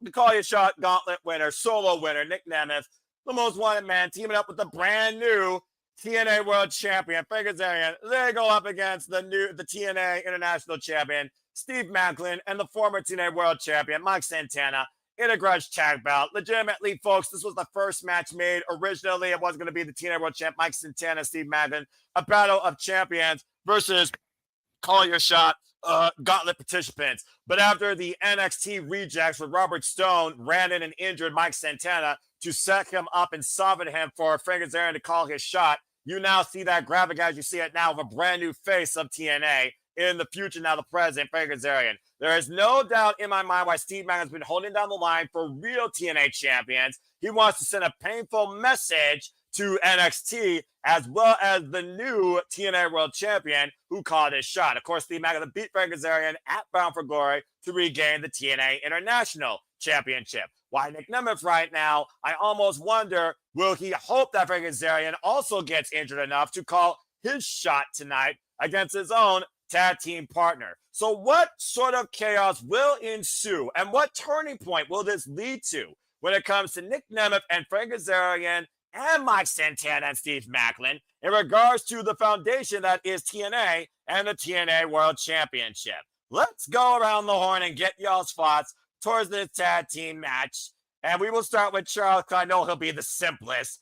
Charles, what the fuck world am I living in? Please go ahead and give your thoughts towards this tag match. Which side you got winning? Fuck this NXT. Robert Stone, the Rejects, better not get involved in this shit.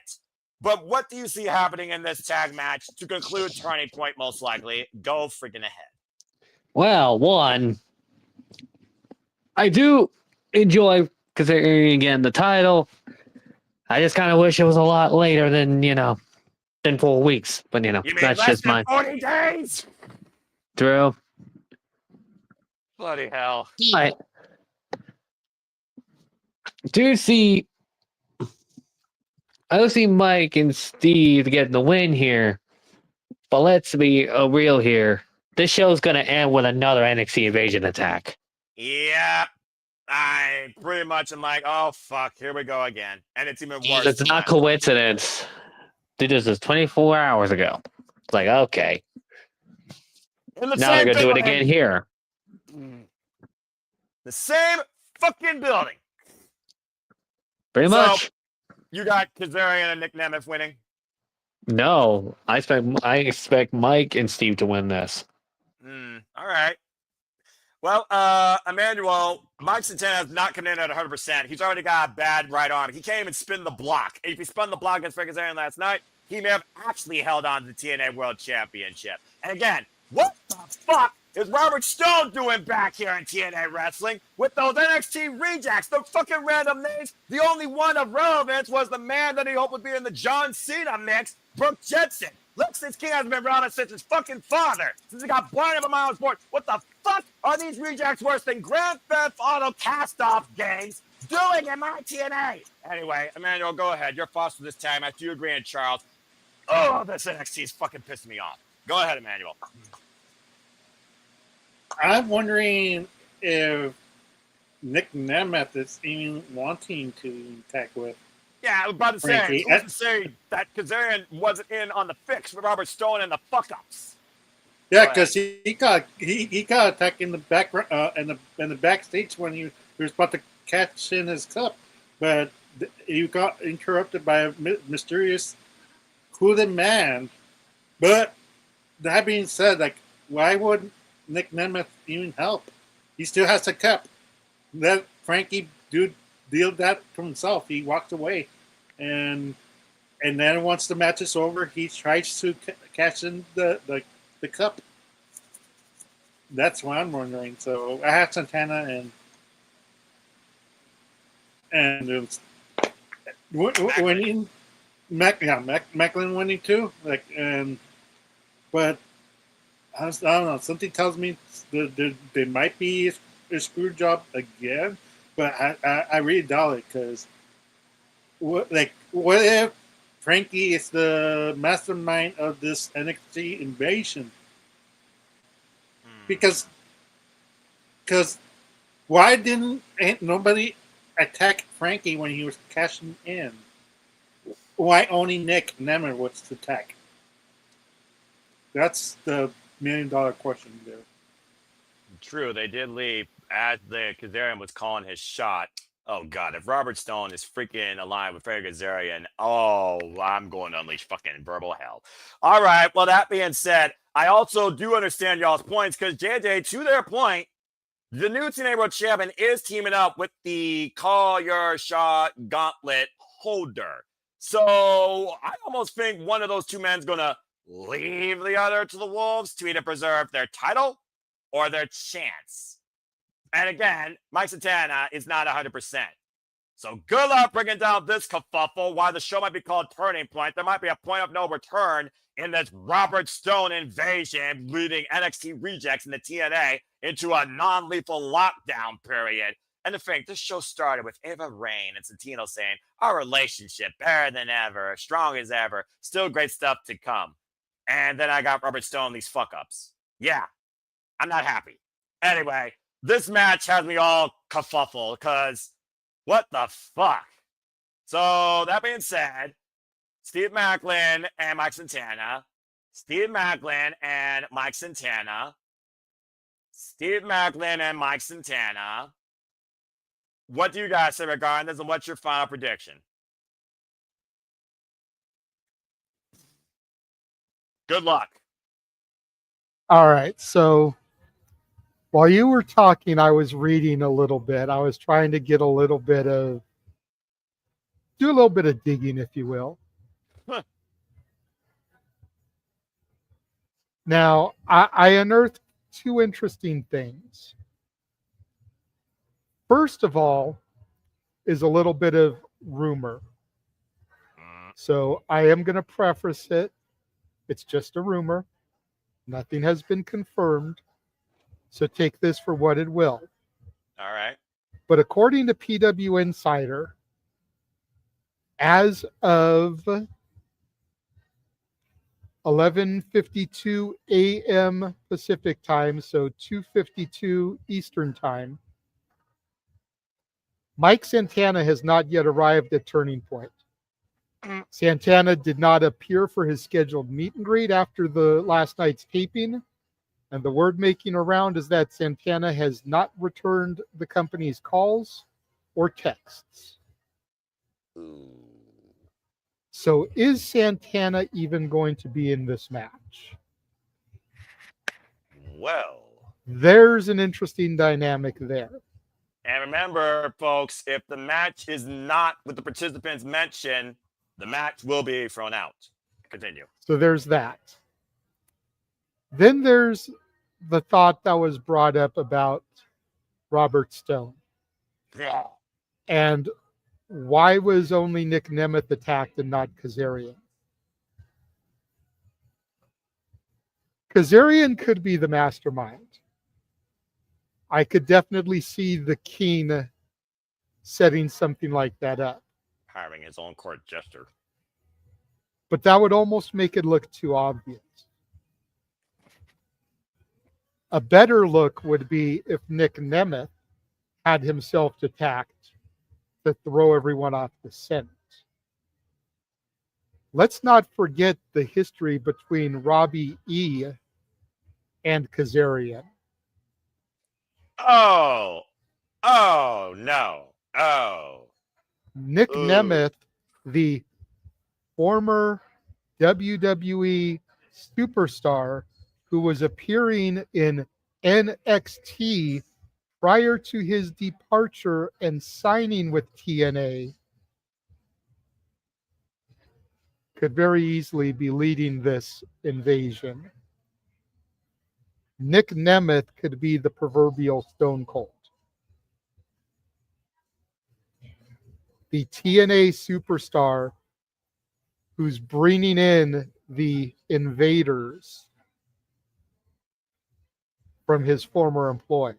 At the expense of his young brother who got taken out prior. As joyful as I am that Frankie cashed in last night and became champion, I am beyond worried that Nick is going to take the title immediately off him tonight. I fear you and Jeff will not be in a good mood this weekend. Regardless, whether that happens or not, you still can never deny that the king ascended to his throne. Even if the reign was only for 24 hours. His name still is in the history books as TNA World Heavyweight Champion. I know. I'm going to bet on Macklin's team. And I say that because I don't know what's going to happen with Santana. You bring because and we didn't really get into the Joe Hendry thing. No. With Joe Hendry having signed to to WWE, as announced via Fightful yesterday. As reported by NoDQ.com. There's a mystery opponent for LA Knight tonight on SmackDown, Yeah. and there's a mystery opponent announced for Raw. We'll be covering Monday Night Raw. Here's what serious folks. Stay tuned. I don't think, well, we know WWE's petty enough. I Right? don't think WWE is petty enough to debut Joe Hendry opposite their pay-per-view, because they've got a working relationship. That would be beyond fucked up. Agreed. If Joe Hendry was signing with WWE off of AEW and AEW was running Rampage tonight, I could see him doing it as a fuck you. Yeah. But they have a partnership with TNA. Yeah. So I don't see him being that spiteful. That said, Raw's in the Garden. Heavy rumor is John Cena is going to defend his title in the Garden. Even if Joe Hendry is not the mystery opponent in the tournament, Joe Hendry could be the man to challenge John Cena for the title. I mean, he's famous from London, Paris, Tokyo, Canada, Mexico. I mean, it's Intercontinental. It speaks for itself. And I pointed out last night, maybe Santana lost the title because he's coming to WWE too. And what better place for the Puerto Rican from New York to make his debut than the Garden?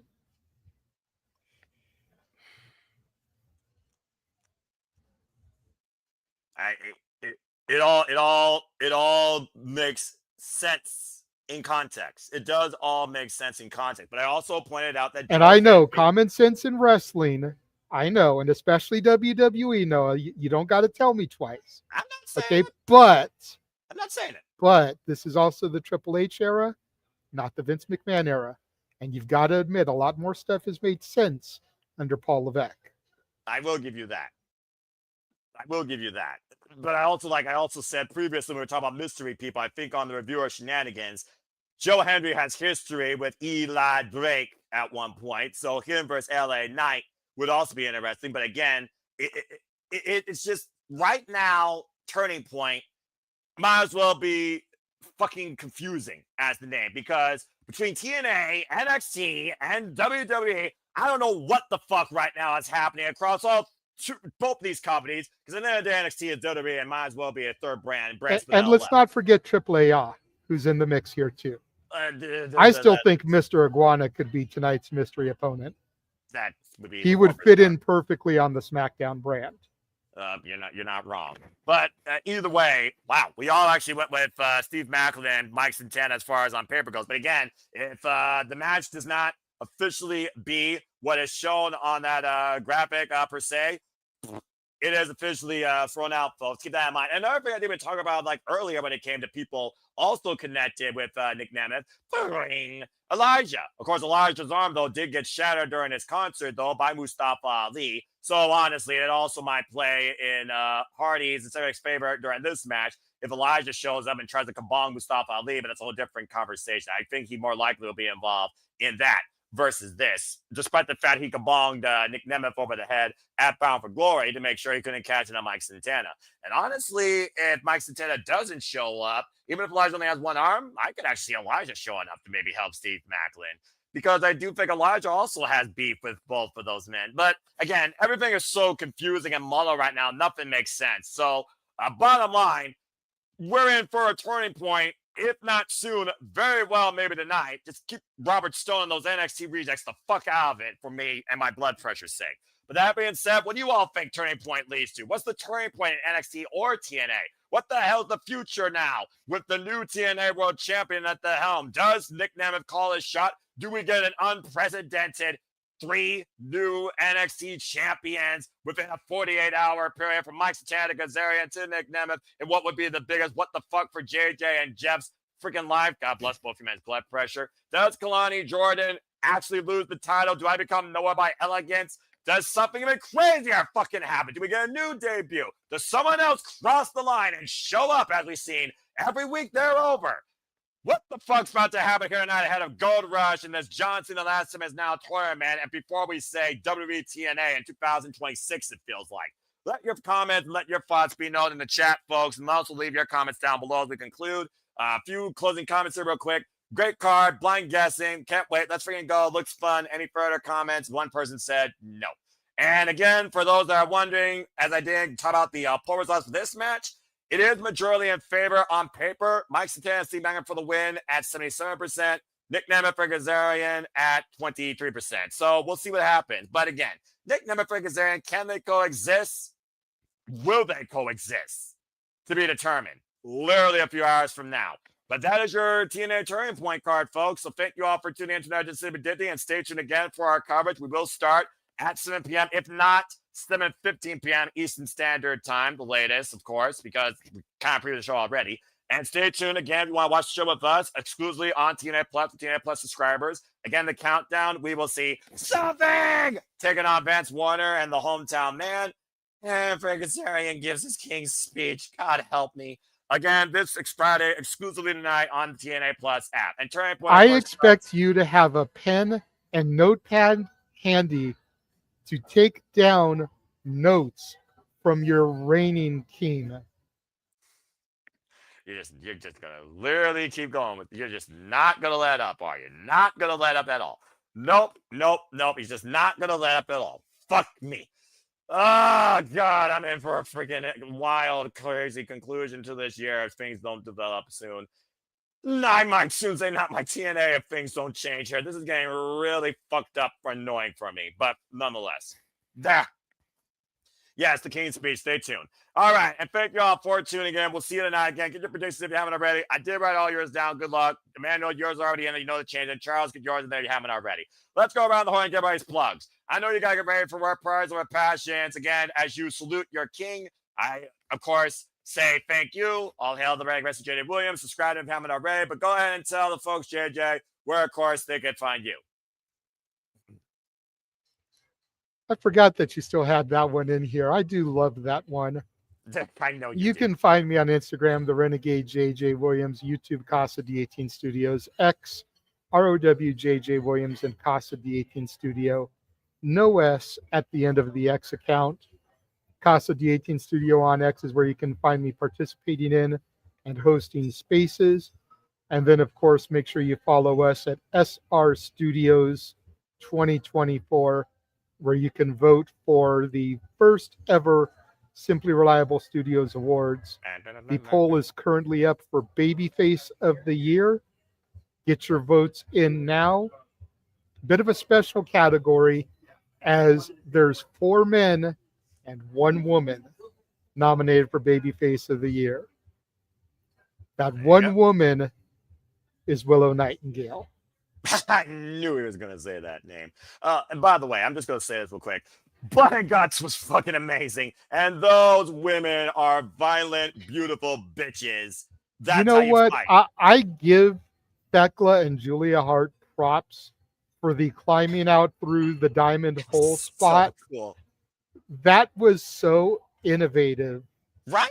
And I joked yesterday with DJ on his episode of Rock and Ropes.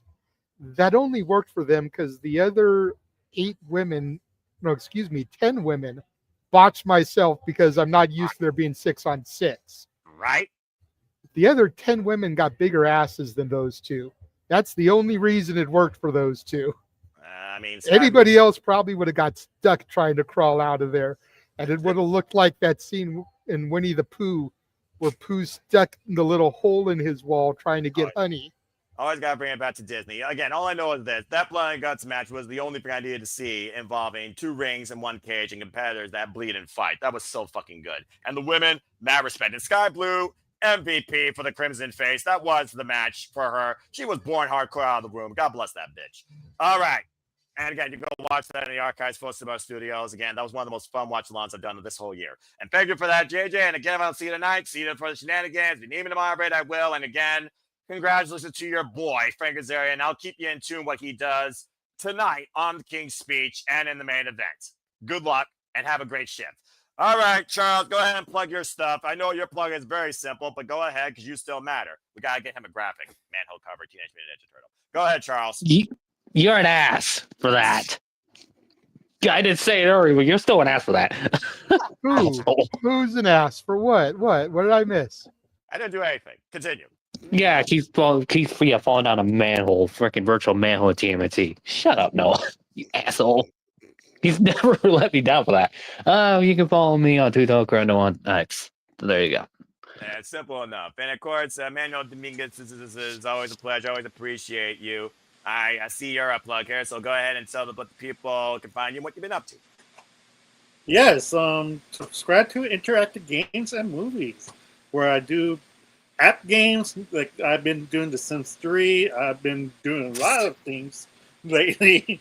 I was taking a bit of a hiatus because I was more worried about the World Series. I didn't want to be all mad and pissed when the Dodgers were losing. And then once that series is done, I start to upload again. So thank God for that. But nevertheless, but yes, all nevertheless, right. like I gotta start to review my first movie, Friday the 13th, and I gotta say that Pamela Voorhees was not the only killer in that first movie. Yes, I think Jason was there because there's some deaths that doesn't make sense, and I will tell you why. If you just see that episode, why I believe there's two killers instead of one. That Scream movie was always a lie. There's never Mrs. Voorhees. That's right up Jada's. He's not going to leave a comment. He might as well team with you on that because I think you're going to. You got my attention. You got definitely both the filibusters' attention. And of course, you and Arlene will always have our attention, as I'm sure everyone else can follow both of you. Again, if you haven't already followed Los Dominguez, who also will be going to Survivor Series. And again, you see their X, you see their Instagram. Show them love again, Arlene. All the best in your educational pursuits. And again, go easy on Emmanuel when it comes to seeing John Cena in the baseball stadium. And stay tuned, folks, for City Predicting W Survivor Series. That will be coming up here very soon. And I welcome both Dominguez's to join in on that fun, as well as JJ, Jeff, Charles, and others as well, too. And thank you again, Emmanuel. Yes, Emmanuel, I do see your hand real quick before we close out. Yes, I want James to make a extra match card. Me, Mrs. Datilla, Arlene, and Jeff. That would be a funny graphic to put up in the predictions. We'll just find a handicap match. And somehow get two mysterious people by my side. Like, if I could find two people who are girls who hate John Cena as I do, please join me. Or no, this is going to be a 3-on-1. Please, somebody out there help me out. There's no saving you, Emmanuel. You're in trouble. Yeah. There's no saving you. But I want you to think about something, Noah, as we get ready to sign off here this evening. What? Frankie Kazarian became world champion before we got GTA 6 and before James finished his documentary. And we live in a world right now where John Cena, Frankie Kazarian, and Samoa Joe are all champions in 2025. This is beyond freaking nuts, I swear. Damn you with that GTA 6 reference, damn it. Well, I mean, to be fair, it did get delayed again. I just Stop checked. me when I'm telling He's lies. not wrong. Charles. It just got delayed to freaking November I know. next year. It got delayed to fucking November. We are not going down that road again where we're talking about pop culture. Stay tuned for our Canadian friend Ash Datilla starting a pop culture podcast here, possibly very soon at the Super Reliable Studios, where you might hear more about that and so much more. Oh, freaking world pissed me off. All right, I'll thank you for that. No, Jaden, thank you for that, Manuel. Again, thank you all for tuning in. If you want to find me, good luck. I'm antisocial. I'm introverted. I'm basically on your screens. I got my Marinello spirit renewed thanks to NXT takeovers of the peak era of NXT and Blood Guts this past Wednesday, definitely. But tonight's will still be fun nonetheless. At least the knockout should entertain me. So again, follow me if you choose, the Simple Man Noah Foster, and in Foster 9016 on the X on YouTube. Want to be part of Predictions League or be part of these panels? For I am nothing more but a simple man and a lifelong fan of professional wrestling. Damn it! And of course, I only wish to remind you, encourage on the winners, the losers, and the betters, just fans with opinions of this passion we all share. At the end of the day, support when I respect each other, protect your mentality too, treasure your families, no matter how much they annoy you, and just to love and enjoy professional wrestling as simple as that. Again, we're going to be coming Turning Point tonight. There's far more to come on the Watch Alone schedule. Gobble, gobble. They did announce, of course, the AEW Dynamite Thanksgiving episode. As tradition, we probably will cover that. That will be the Wednesday before Thanksgiving. We have Survivor Series. We have AEW Full Gear. We have Monday Night Raw next week from The Garden. And who knows if you believe that someone will show up to challenge John Cena now that he's the new face for the IC. Stay tuned. And so much more as, of course, this month of Feast Galore continues with the content to come in and out of wrestling, sports, shenanigans, and so much more along with that. But for right now, we got a few hours to rest, at least I do. I thank you all for tuning into another rousing edition of City Predicting. And yeah, JD was right again. Damn it. But it is what it is. I wouldn't want this thing to be any other way. Hope you all enjoyed the conversation and the madness I had to endure, as I have moderated this now for over 150 different shows, and it's not letting up anytime soon. So please like, subscribe, comment, tell a friend, hit the bell to be live on demand on any of the channels in Cinema Studios family. Again, subscribe to Emmanuel's channel, subscribe to Kathleen Studios, subscribe to Rage of Wrestling, subscribe to Bad for Wrestling in the genesis of her YouTube career, and subscribe to my Mighty Morphin, Nola, TNA favorite friend, Datilla. Again, Datilla and I will be doing the next Simple session here on my Simple YouTube channel, Simmons Brand. Stay tuned for more on that. But for right now, I'm going to let you all rest. I'm going to let you all enjoy your Friday, whether you enjoy it with us later tonight, enjoy it with SmackDown, believe better things are to come, or just find something to be grateful and humble, or you have to work. So thank you all once again. If you haven't already, get your predictions in. For JJ, for Emmanuel, for Charles, for all of you in the chat, I thank you for tuning into another edition of City Predicting. And if I don't see you tonight for TNA Turning Point coverage, until the next time, make a positive impact in life, and have a good day and a good night. And thank you for tuning in to another wild, rousing edition of Simply Predicting, as we see you tonight for Turning Point for TNA Wrestling. Have a good night, folks. And again, congratulations to the cast. We'll see you all later this evening at Simone Studios for coverage of TNA Turning Point. Thank you again. Oh, bloody hell. Long live the king of TNA. Ah, damn it! Damn it! That speech is gonna be something, you know. Something! Something! Damn you! That's enough! Enough Bow of down to the king. Enough of the freaking gimmicks! Enough of cast! Enough of the glory! Enough believing in freaking Joe Hendrick! You Amen. freaking... He appears. I believe in Joe Hendry. Do you believe in the king? Last time we're gonna hear that gosh. in TNA. I thought this holiday season was about to be gifts. I was good this year. Why do I deserve this? Why? Are you saying that Jeff and I don't deserve this? No, I'm not. I don't know. All right, I'm hitting the button. Well, this is a whole different conversation for a whole different type of show that's not Sleepy Ditching. Thank you again, folks. Goodbye. Later. Congratulations, Goodbye. Frankie, for real. Yeah, for real, for the TNA original.